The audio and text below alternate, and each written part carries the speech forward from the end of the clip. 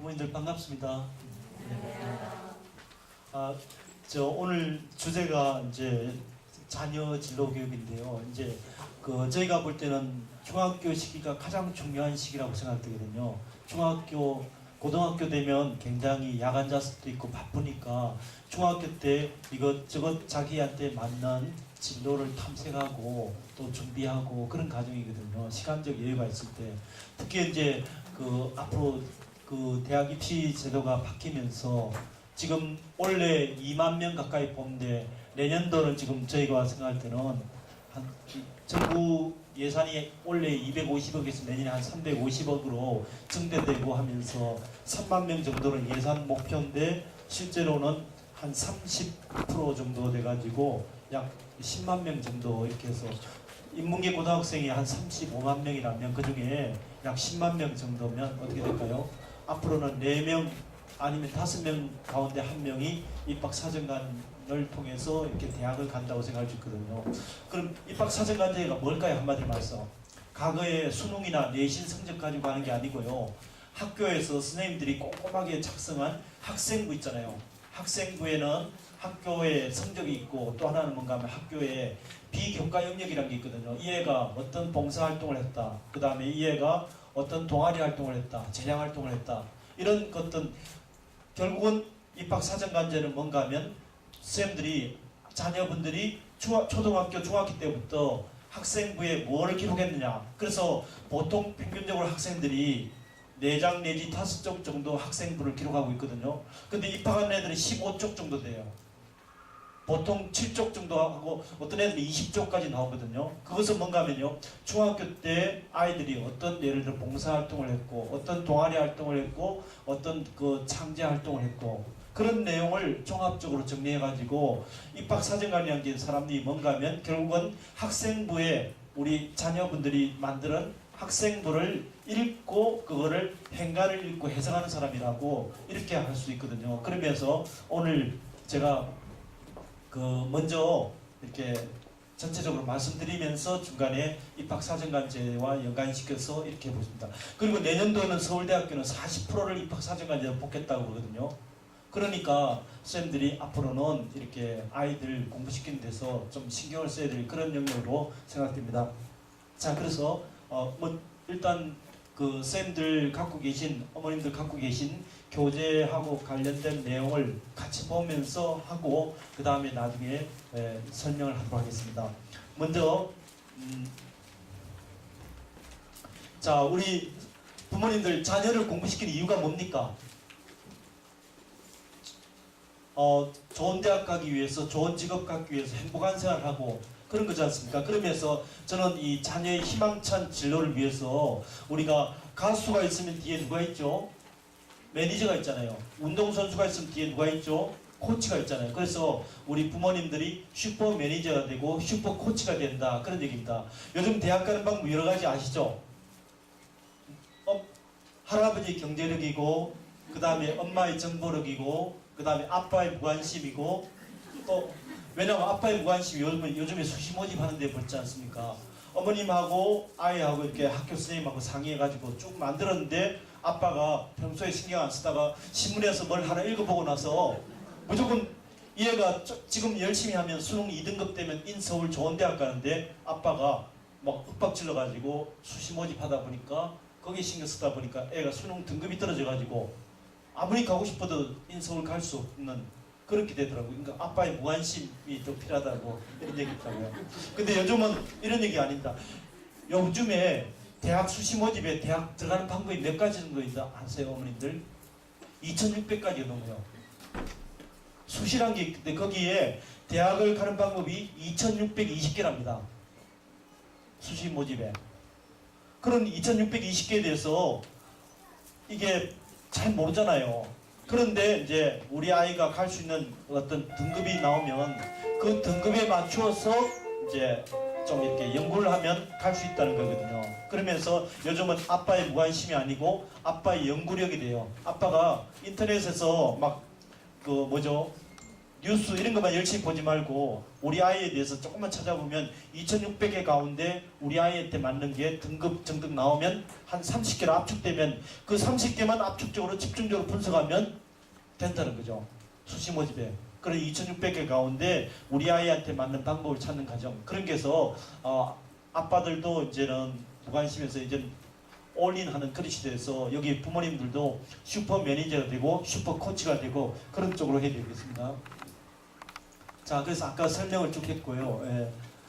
그래서 우리 아이들 꿈이 많지 않습니까? 예를 들어, 자, 어머님들, 우리 아이가 외교관이 되고 싶다. 이런 아이가 있으면 어머님들 어떻게 하면 좋을까요? 지금 어머님들이 해야 될 게 뭘까요? 학교 선생님들한테 요구해야 될 게 뭘까요? 우리 아이가 외교관이 되고 싶다 하면. 자, 그래서 아이들의 꿈은 어떻게 보면 막연한 꿈이에요. 막연한 뭐 했으면 좋겠다 바람이거든요.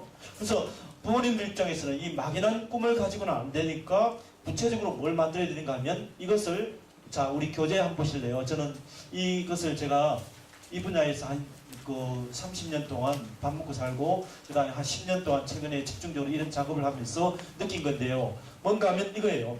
첫 번째는 이 막연한 꿈을 구체적인 목표로 만들어야 되겠다.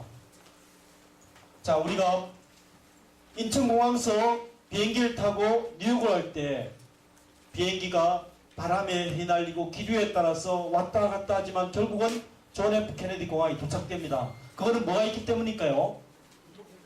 뭘 해보겠다는 목표가 있기 때문이잖아요. 목표가 있기 때문에 중간에 막 어려운 일이 있어도 되거든요. 그래서 우리 부모님들도 너무 원론적인 얘기를 하지 마시고 나름대로 목표랄까 이것을 찾기 위해서 4가지 어떤 거쳐야 되는 단계가 있다. 그것은 첫 번째는 뭔가 하면 Who am I라는 것은 나 과연 우리 아이가 분명히 잘하는 게 있다는 거죠.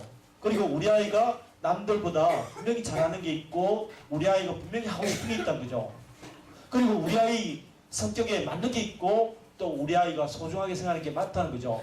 그런 것을 우리가 Who am I라고 해서 여기 이것을 아는 것이 첫 번째입니다. 자, 그래서 대학에 면접 가면요, 오늘도 면접 가는 학생들 보면 학생의 장점에 대해서 얘기해봐라, 학생의 단점에 대해서 얘기해봐라. 또 이런 거 고대에서 이런 문제가 나왔어요. 학생이 좋아하는 과목이 뭐고 그것을 어떻게 하려고 했고 학생이 싫어하는 과목을 그걸 어떻게 극복했느냐, 그런 내용을 물어봐요. 그러면 중학교 때 내가 어떤 과목을 싫어한다, 나는 정말 뭐 수학을 싫어한다. 근데 국영수 이제 언어 영역 하지만 수학을 공부해야 되잖아요. 그러면 나는 수학을 어떤 식으로 극복했다, 이런 식으로 묻는 것이 일종의 Who am I라는 그런 겁니다. 자, 그래서 요걸 한번 보면요, 첫 번째는 내가 하고 싶은 게 뭘까? 이것을 흥미라고 합니다. 흥미. 그래서 자, 우리 어머님들 이 교재를 보실래요? 우리 커리어넷이라는 교재를 우리 오금중학교에서나 아마 학교에서 이렇게 단체로 이렇게 교육과기술부에서 운영하는 사이트거든요. 커리어넷이라는 사이트입니다. 이 사이트에 가면요, 여기에 학생들이 내가 하고 싶은 게 뭘까? 이것이 흥미검사예요. 흥미검사. 검사를 하면 즉각 나옵니다. 그 다음에 내가 잘하는 게 뭘까? 그것을 적성이라고 그래요. 그리고 내가 옳다고 믿는 게 뭘까? 그게 가치관이에요. 또 이제 한계가 있는 게 뭔가 하면 진로 성숙도라는 게 있는데 이것은 뭔가 하면 내가 앞으로 뭘 할 것인가에 대해서 중학생이 철없이 구느냐 안 그러면 한번 생각해 봤느냐 안 했냐, 그런 것을 아는 것을 우리가 성숙도 검사라고 하거든요. 자, 그래서 우리 부모님들 이 커리어넷이라는 사이트가 우리 오금중학교 학생들은 초등학교 때부터 가입을 했을 거예요. 왜냐하면 교과부에서 이렇게 계속 하니 이게 10년 돼 가지고요. 이거를 하면요, 또 뭔가 하면 나이스에서, 나이스가 학부모 알림이 여러분 아시죠? 학부모 알림에서 집에서 우리 아이 그것만 들어가면 아이가 이 검사한 결과를 즉각 볼 수 있어요. 학부모 알림에서, 나이스에서 그런 게 있거든요. 그렇게 해서 흥미를 하면요, 이 아이에게 맞는 직업이 쫙 한 50개 나와요. 그 다음에 적성 검사를 하면 이 아이가 잘하는 게 한 50개 나와요. 가치관 검사하면 이 아이에게 맞는 게 50개 나와요. 그리고 이제 또 하나 빠진 게 성격이란 건데 이 성격 검사를 하면 우리 아이에게 맞는 직업이 50개 나오거든요. 저는요 어떻게 하는가 하면 서울 양재고등학교라고 1년에 서울법대만 6명 보내는 학교가 있어요. 거기에 토요일마다 제가 가서 아이들하고 이런 그 집단 상담을 한 적이 있거든요. 그럼 간단해요. 아이들 저는 인터넷을 검사하면 아이들은 뭔가 하면 게임에 남자애들 특히 게임이 했기 때문에 이거 하라면 11112 해가지고 게임하고 있어요. 남자애들은. 그런 과정에서 저는 이게 제가 만든 간이 테스트를 가지고 한 1시간 정도 검사하면 아이들이 이 4개를 종합하면 맞아 하고 거기다가 평소에 엄마 아빠 바람이라든지 그런 것을 종합하면 나름대로 그 아이가 갈 수 있는 직업이 한 3개 내지 5개로 압축이 되더라고요. 그런 식으로 어머님들도 한번 해보세요. 이런 식으로 아이들이 이미 검사한 결과가 흥미검사, 적성검사, 가치관검사 이런 게 있습니다. 자, 그 다음에요. 다음 페이지 보실래요? 다음 페이지 보면 또 뭐가 있는가 하면 워크넷이라는 사이트가 있어요. 워크넷이라는 사이트는 워크넷 치면 됩니다. 여기에 치면요. 중학생들이 가능한 검사가 8개가 나와요. 자, 그 중에서 저는 추천하고 싶은 점이 흥미검사, 적성검사, 그 다음에 가치관 검사 이게 있거든요. 그런 식으로 해가지고 흥미, 적성 가해가지고 자 우리 어머님들 이런 그래프를 본 적 있습니까? 우리 아이들이 조금 전에 워크넷에서 검사를 하면 이런 그래프가 나와요. 그래서 이런 그래프를 우리가 리얼리스틱, 실제형, 탐구형, 예술형, 사회형, 기업형, 간섭형 해가지고 우리나라의 직업이 몇 개 정도 있을까요? 우리나라의 직업이 한 10,000개 됩니다. 그 10,000개가요 6개로 분류가 됐어요.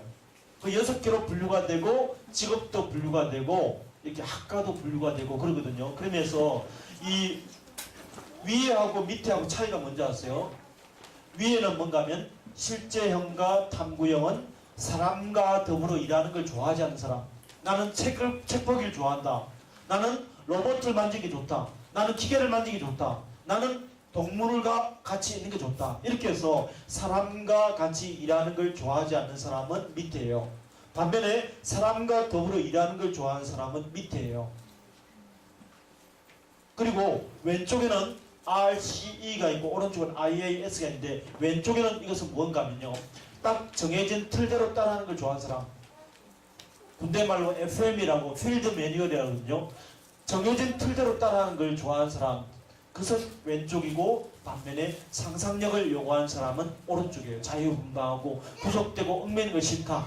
그런 쪽이죠. 그러면 R형의 특징은 뭘까요? R형은 기계를 만지기를 좋아하거나 동물을 만지기 좋아하거나 몸을 움직이는 직업을 좋아하고 딱 정해진 틀대로 매뉴얼대로 따라하는 걸 좋아하는 사람이에요. 이런 아이들은 어떤 직업이 좋으냐 하면 공대 가서 엔지니어가 되거나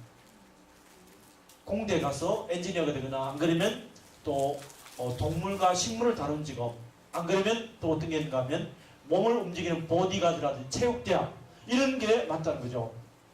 그 다음에 그 옆에 사람과 더불어 어울리기보다는 혼자 뭔가 책 보고 연구하고 그런 아이들은 어떤 직업이 좋을까요?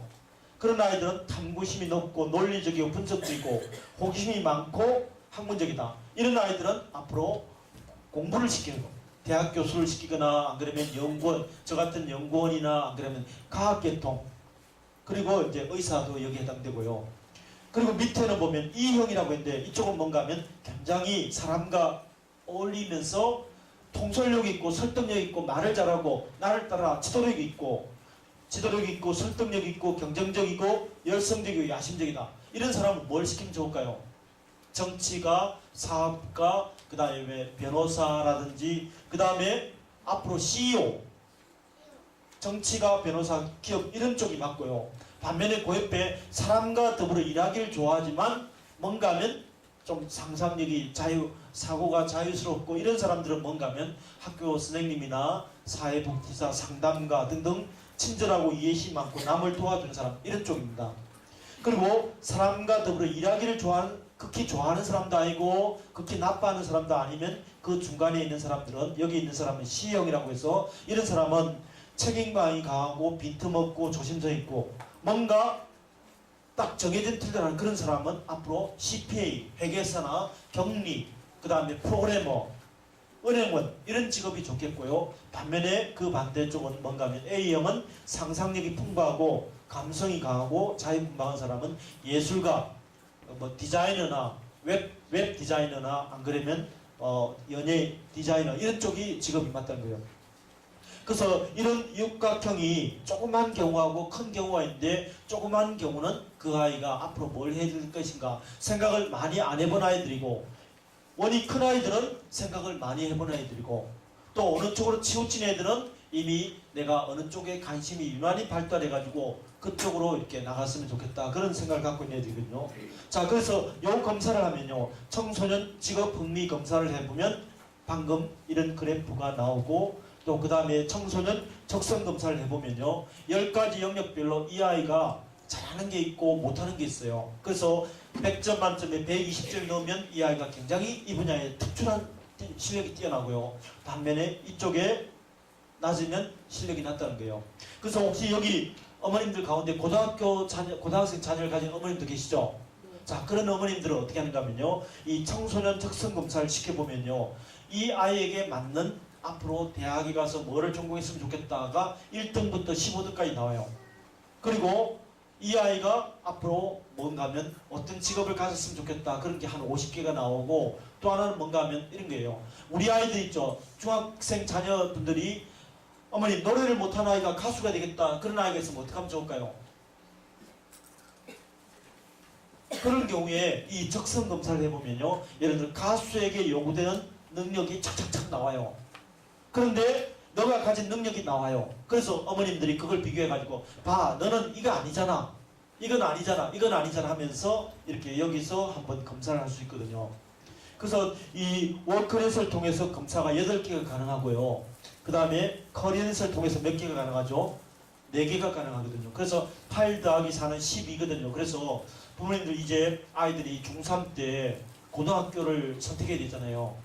그때 이제 고등학교가 선택제 되면서 다양하지 않습니까? 그러면서 아이들이 초등학교 6학년 때 한 번, 그 다음에 중학교 한 2, 3학년 때 한 번 해가지고 이것을 제 생각 같아서는 이렇게 아이들이 이렇게 한 번 한 건 지겨워하거든요. 그럴 때 이 12개 검사를 이렇게 한 번 해보고 하면 한 두 번 정도 해보면 2, 30개가 모이잖아요. 그런 식으로 하면 나름대로 아이에 대해서 이것저것 나오거든요. 그리고 학교에서도 나름대로 검사도 있고 등등 해가지고 아까 제가 양재고등학교에서 했듯이 그런 식으로 검사를 종합하면 흥미, 적성, 그 다음에 성격, 가치관 이런 것이요 이렇게 인터넷을 통해서 이렇게 할 수 있다는 거죠.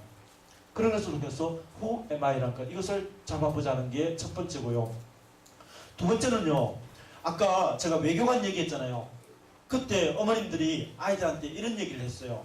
과연 너가 앞으로 김연아 누구를 본받고 싶었을까요? 미셀 칸을 본받고 싶었어요. 초등학교 때. 그 다음에 신지혜는 누구를 본받고 싶었을까요? 박세를 본받고 했어요. 그 다음에 오바마는 누구를 본받고 싶었을까요? 오바마는 링컨 대통령을 본받고 싶었어요. 반기문 유엔 사무총장 누구를 본받고 싶었을까요? 변형태 씨라고 그때 외무부 장관, 그리고 노신영 씨라고 같이 근무한 사람이 있고요. 또 하나는 뭔가 하면 박지성은 누구를 본받고 했을까요? 차범근이에요. 그런 식으로 우리 어머님들이 아이들한테 그냥 막연히 생각보다는 너가 앞으로 20년 뒤에 10년 뒤에 너가 어떤 사람같이 되고 싶으냐 그런 걸 얘기하죠. 요번에 저기 고대에서 면접에 자기소개서 이런 게 나왔어요. 앞으로 너가 50년 동안 직장생활하면서 너가 나중에 60살쯤 돼서 400페이지짜리 자서전을 만들었다. 그때 100쪽에 들어갈 내용을 한 페이지를 너가 적어봐라 이렇게 한 거죠.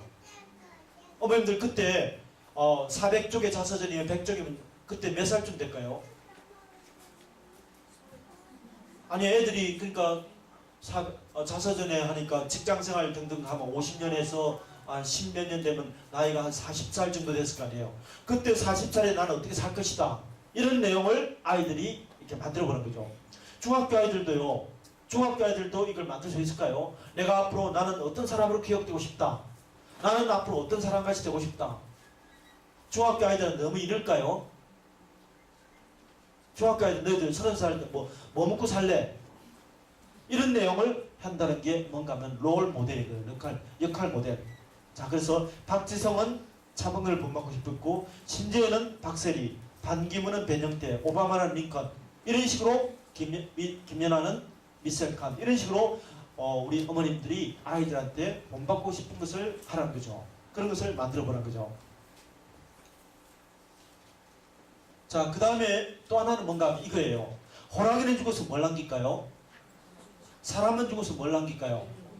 자, 그래서 우리 중학교 아이들이 지금 본격적으로 사회생활하면 이 아이들이 나중에 이 아이들이 본격적으로 사회에 나가는 시기는 몇 살쯤 될까요? 몇 년 뒤일까요? 자, 지금 중학교 1학년짜리가 의사가 된다고 생각해 볼까요? 중학교 3년, 고등학교 3년, 의대 6년, 인턴 1년, 레지던트 4년, 군의관 3년. 얼마죠? 20년이죠. 지금 중1짜리가 의사가 개업을 하려면 전문의를 따가지고 개업을 하면 20년 뒤에요. 그러니까 여자애들도 군대 안 가면 최소한도 자기 전문성을 가지려면 15년 뒤에요. 15년 뒤면 애들이 몇 살이죠? 그러니까 최소한도 30살, 35살 됐을 때 자기 모습이랄까 그런 쪽을 생각하는 거죠. 그래서 빌 게이츠가 이 세상에서 호랑이는 죽어서 가족을 남기고 사람은 죽어서 이런 남깁니다. 빌 게이츠가 이 세상에 사는 이유가 뭘까요? 빌 게이츠는 이거예요. 나는 10대 시절부터 세계 모든 가정에 컴퓨터가 한 대씩 설치되는 것을 상상했고 또 반드시 그렇게 만들고야 말겠다고 외쳤다. 그게 시작이다. 그래서 빌 게이츠가 10대 있지 않습니까? 대학교 1학년 때 빌 게이츠는 아버지가 변호사거든요. 그래서 아버지가 너 법대 가 해가지고 하버드 법대를 갔습니다. 근데 하버드 법대 가가지고 이건 아니잖아 하면서 수학과로 전과를 했고요. 또 수학과 갔다가 이제는 내가 대학 다닐 필요가 없다. 왜냐하면 그때 기숙사에서 이 창업을 해가지고요. 그때 벌써 MS 그런 걸 만들면서 내가 대학 다닐 필요가 없다 해가지고 대학을 중퇴를 한 거죠. 그런 식으로 해가지고 10대 시절부터 내가 뭘 하겠다는 그런 막연한 게 아니고 나름대로 꿈이 있었다는 거죠. 이것을 우리가 미션이라는 거죠. 미션. 그래서 우리 쌤들 이걸 볼게요. 자, 우리 교재에 보면 이런 게 있거든요. 김선영이라는 여자 중학생이 너는 커서 뭐 할래? 이 세상에 너가 뭘 하고 싶니? 했을 때 이런 얘기를 합니다. 나는 사회적 약자가 보호받을 수 있는 세상을 만들겠다. 세상에 사회적 약자가 보호받을 수 있는 세상을 만들겠다는 게 이 김선영이라는 사람이 이 세상에 사는 이유였어요. 그러면 이것이 미션이거죠. 미션이 80이라는 미션. 이 세상에 내가 사는 이유. 이건 거죠. 자, 스티븐 코비 박사라는 사람이 뭐 하는 사람이죠? 성공하는 청소년들의 7가지 습관이라는 책을 쓴 스티븐 코비 박사가 장충체육관에서 5만 명 사람들을 모아놓고 강의했어요. 그때 이런 얘기를 합니다. 그 사람은 강의 한 번 하면요, 막 돈을 엄청 잘 버는 사람이거든요. 근데 그 사람이 이런 얘기 합니다. 찢게 손가락을 드세요. 눈을 감으세요. 그 다음에 하늘의 북극성을 찾아봅시다. 이렇게 하더라고요. 그래서 5만 명이 질렀습니다. 스티븐 코비 박사가 이걸 하는 이유가 뭘까요? 지구가 있다면 그 지구에 북극성이 갖는 의미가 뭘까요? 지구가 있으면요, 이 지구에서 북극성이 갖는 의미가 뭘까요? 이것은 뭔가 하면 한마디로 말해서 어떤 중심이랄까, 방향이랄까, 일종의 나침반이랄까, 그거거든요. 그래서 내가 이 세상에 사는 이유가 뭘까? 그건 거죠. 그래서 우리 어머님들 아이들이 맨날 큰 어떤 아까 얘기한 방향이라든지 그런 것도 없이 그냥 무조건 바쁘다 바빠. 어머님들도 그러죠. 공무원 열심히 해라. 그럼 나중에 된다. 그러죠. 공무원 수능 점수만 잘 나와라. 그러면 나중에 대학 가면 그때 가서 보면 된다. 그런 거잖아요. 근데 지금 정시 모집보다 수시 모집이 더 많잖아요. 수시가 51%고 정시가 49%잖아요. 정시에 가는 비율보다는 수시로 가는 비율이 높거든요. 그러면 수능 점수 받아가서 갈 수 있는 건 제한되어 있는 거죠. 그러면서 이 뭔가 내가 있어 사는 이유가 뭐냐? 바쁘다 바빠. 이 나침반의 반대가 시계거든. 바쁘다 바빠면 이것보다도 내가 이 세상에 사는 이유가 뭘까? 이것을 찾자는 게 우리가 뭔가 하면 아이들한테 얘기하는 거죠. 지금 아이들이 이제 본격적으로 사회생활 하는 시기는 몇 년 뒤라 그랬죠?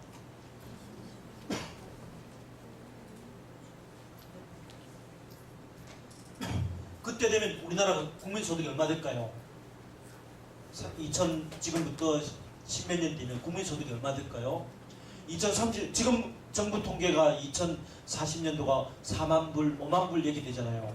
그래 되면 우리나라가 지금의 핀란드나 노르웨이나 스웨덴 정도 되면 돈은 문제가 아니에요. 결국은 뭔가 하면 무엇을 할 수 있느냐, 자기가 무엇을 하고 싶으냐, 이런 쪽에 관해서 나는 뭐 하는 사람이 되고 싶다. 아이들한테 이거 한번 이렇게 만드는 것을 우리가 미션이라고 그러죠. 미션. 그리고 이걸 하기 위해서 나는 언제까지 뭐 하고 싶고, 언제까지 뭐 하고 싶고, 언제까지 뭐 하고 싶고, 이런 거거든요. 자, 그래서 우리 이걸 한번 보실래요? 자, 어머님들 참 쉬워요. 아이들 포트폴리오 인생 설계에서 만드는 게 참 쉽거든요. 집에 못 쓰는 A4 용지 한 장 있죠? 못 쓰는 A4 용지 있죠? A4 용지를 옆으로 해가지고 여기에다가 칸을 8칸을 만들어요. 8개를 만들어서 여기다가 이렇게 짝짝 4개를 만들고요. 여기다가 또 조그맣게 이렇게 선을 만들어요. 그렇게 해서 내가 앞으로 바라는 나의 모습을 여기에 쓰는 거죠. 그리고 이걸 하기 위해서 내가 앞으로 대학은 어디를 가야 되겠다, 고등학교는 어디를 가야 되겠다, 앞으로 뭐를 어떻게 해야겠다, 뭐는 어떻게 해야 되겠다, 이런 식으로 나의 인생에서 중요한, 결정적으로 중요한 8가지 어떤 뭐랄까 어떻게 했으면 좋겠다, 그런 것을 적는 거죠. 그리고 또 뭔가 하면 집에 못 쓰는 신문, 잡지 이런 거 많이 있죠. 그런 것을 잘라 붙여가지고 이렇게 이미지화하는 거죠. 이미지화를 함으로써 그게 자기게 되는 거죠. 아이들 있잖아요. 이걸 앞에 이거 아까 그 그림하고 이거하고 연계시켜서 과연 너가 호랑이 죽어서 가죽을 남기듯이 너가 이 세상에서 하고 싶은 게 뭐냐, 그런 것을 이렇게 잡아보면 이걸 기초로 해가지고 나는 앞으로 이런 식으로 나는 앞으로 몇 살에 뭐 하고 싶고, 몇 살에 뭐 하고 싶고, 몇 살에 뭐 하고 싶고, 이런 식으로 이걸 만들어 보면 될 것 같아요. 특히 이거를 아이들이 자꾸 바뀌잖아요. 아까 제가 교장선생님들한테 말씀드렸는데요.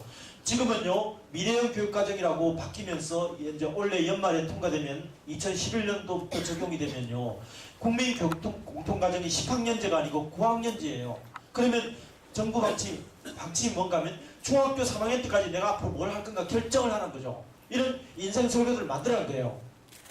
고등학교 가서요 고등학교 학생부에 아이가 바라는 거, 엄마 아빠가 바라는 거 적거든요. 거기다가 담임선생님 의견을 적습니다. 근데 담임선생님들이 90%가 어떻게 한다고 하세요?